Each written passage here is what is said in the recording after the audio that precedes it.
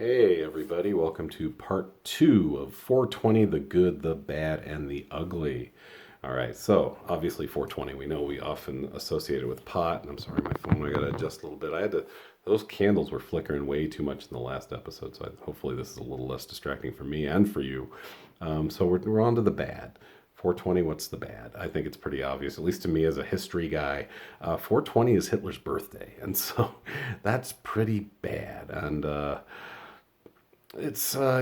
I actually was in one of my favorite counter demonstrations, 420 1991. It's kind of crazy, really, how this all came to be. Uh, and I'm sorry, I want to get my face a little more centered. I can't seem to get it right, and it's bugging me. Is that better?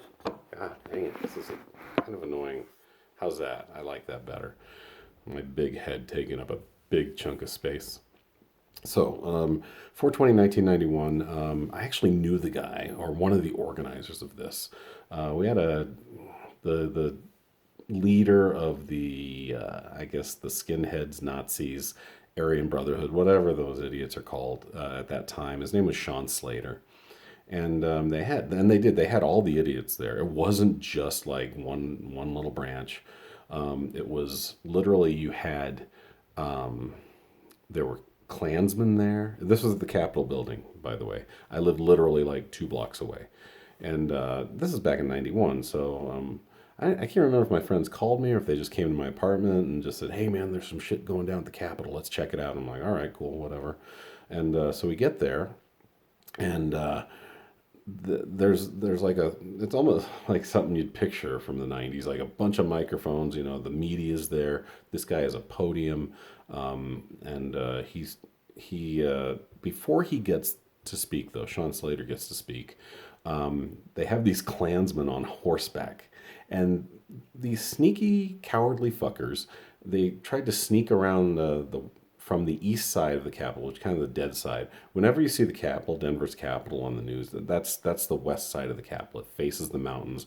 There's a little marker there that shows there's a mile high on the steps that lead to the Capitol, and that's where like protests often happen. That's where the protests were for BLM back in last summer in 2020. That's where a lot of events happen. And so these guys were I think I said, we're celebrating Hitler's 102nd birthday because Hitler was born 4/20/1889. It was 1991. So and this is what always annoys me too, is the cops always fight for the free speech of these fucking hateful fucks. Where are they when BLM's doing peaceful protests? They're guarding everything, and they're not allowing for free speech and freedom of peaceable assembly. It's really fucking annoying. And if you don't see that, you're a fucking idiot. I know all the people that probably watch this agree with me, so I'm not saying anything super brave. But if you don't see that hypocrisy, and that's gone on since the inception of the country, then you need to get a fucking clue and read a history book. Uh, but so to get back to what I was going to, so there are a couple cops on horseback and a couple Klansmen on horseback. Gee, don't they make nice bed partners? Then they're trying to sneak around from the east side, and they got to come around the south or the north side of the Capitol building to get to the steps. And a bunch of counter protesters just stopped them and shoved them all the way down the hill, all the way to Broadway and Colfax. It was really cool, or Lincoln and Colfax, and then they had to make their way back up. And it was just really cool and they look so scared. The cops and the Klansmen all look scared, and they get up to the steps, and there's about 60 idiots. There's Klansmen, there's Nazis, there's probably grandparents of now current Proud Boys, Aryan nationalists, skinheads, all of them idiots. There's only like 60 of them. And then Sean Slater's on the podium in front of him, and he's just talking mad bullshit, all the racial bullshit that they spew forth, and white pride and white purity and all that crap. And it was fun because we outnumbered them about 10 to 1. They reported the next day there were about 600 counter protesters and about 60 idiots. So that was a lot of fun. It was fun. And then in some ways it kind of reminded me of BLM. Like it was a black base of people, but a lot of white people supporting them, and that was beautiful. And the most funny thing I remember is like this. There's this pocket of black guys, and they started shouting white niggers, and we all just started laughing and shouting white niggers. And I can tell you, those guys are already angry, those idiots, and they were even more angry. We started calling them white niggers. They're all, you could just see how pissed they were, but they knew they couldn't do anything. They're outnumbered 10-1. You already need cops to defend your pussy asses and your archaic thoughts. It was beautiful. That was a lot of fun. Um, I did know a guy who I worked with. His name was Ken Burgess, and he was also a Nazi. He actually had some of the fucking garb. He had like an old World War II Nazi trench coat and the fucking hat, and I mean, just like a soldier's uniform or SS. I don't even know what it was. And he would walk around with this shit. And he had I think a year or two later had some get together, and nobody even showed up. So he was a loser amongst losers. I mean, nobody even showed up to his little pity party. I worked with him. He worked at the movie theater at Tivoli when I was there and going to college. And he had a really cute girlfriend, but unfortunately, she was his girlfriend, so she was a piece of shit too. And it was funny because one time she came up to me. I was managing the theater at the time, or one of the managers as part of the management crew. She came up to me and she goes, "I got to talk to you about something. This is urgent." And I go, "Okay, what is it?" And I was worried because, like I said, she was really cute. I was like, maybe she's getting sexually harassed. Who knows what was going on? But she comes up to me and says, this somebody stuffed this in my locker," and it was hilarious because it said racist, and then it had a circle around the A to make the anarchy symbol, and I was like, yeah. So what's the problem? And she's just like, "You gonna do something about this?" I go, "No. I mean, what do you want me to do? Conduct an investigation?" I go, "Maybe this is because you date Ken Burgess. What do you want me to do? If the shoe fits, sorry, don't date fucking animals. I don't know what to tell you, dummy."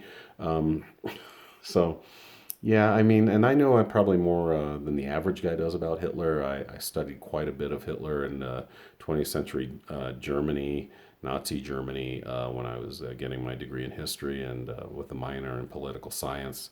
Um, he was like all these idiots that think he's still alive or lived past. He was born in like 1889. So if he were alive, he'd be like 140. So, or 130. It's stupid. Those people say, "Oh, he made it to Argentina." No, the Russians found him. He had killed himself in Eva Braun, and he had one testicle. They found that out in the autopsy. Maybe one of the reasons he had a problem. Another problem with Hitler is that he also had a I think maternal Jewish grandmother. I think it was maternal, not paternal. So yeah, his real last name was Schicklgruber. So he was a failed artist, as many of you know, I'm sure. He was actually pretty good at his art. If you see some of the Hitler's artwork, it was competent, but it wasn't original. It was all mostly like architecture, homes and stuff. It wasn't. It was boring because think about what was going on in the 20s when he was trying to become an artist. Um, Picasso was coming out. Dali was coming out. Dadaism was hitting the art museums and the galleries of the time, and he's doing boring little houses. So he always, he had issues, guys, and so when people act like he's some sort of hero or he had a lot of good ideas, no, he really didn't. And even if he did have good ideas, when you base your ideas on the hatred of one people and the blaming of everything for one people and the extermination of those people, none of those ideas matter anymore. It's actually being found out that most of what he did was not nearly as influential or how do I want to put it? Like the scientific advances that they apparently had, the Nazi regime, they're finding out that's bullshit. That all these horrific surgeries and horrific things they did to the Jews were not only unnecessary, they really didn't further science, medical science, that much. So, yeah. Um, what else to say about the dude and anyone that thinks he's.